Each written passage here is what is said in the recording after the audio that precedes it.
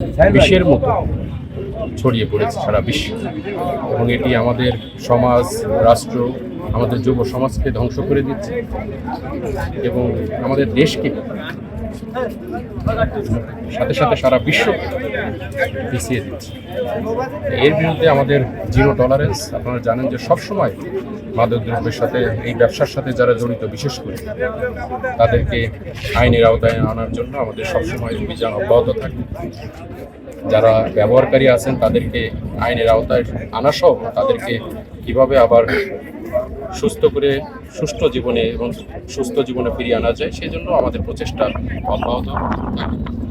পটুয়াখালীতে দুটি মাদক সেবী যে নিরাময় কেন্দ্র, সেই নিরাময় কেন্দ্র দুটি আছে। সেখানেও আমাদের অনেকজন মাদক সেবী যারা সুস্থ জীবনে আবার ফিরে আসতে চায়, তারা চিকিৎসাধীন রয়েছে। এই প্রচেষ্টা সারা বাংলাদেশে অব্যাহত আছে। সরকারের নির্দেশনা অনুযায়ী আজকে পটুয়াখালীতে এই দিবস উদযাপন করা হচ্ছে। তো আমরা সবাইকে এই মেসেজ দিতে চাই যে আমরা মাদককে না বলবো এবং মাদক থেকে দূরে থাকবো এবং একটু সুস্থ সুন্দর জাতি গড়ে তুলব।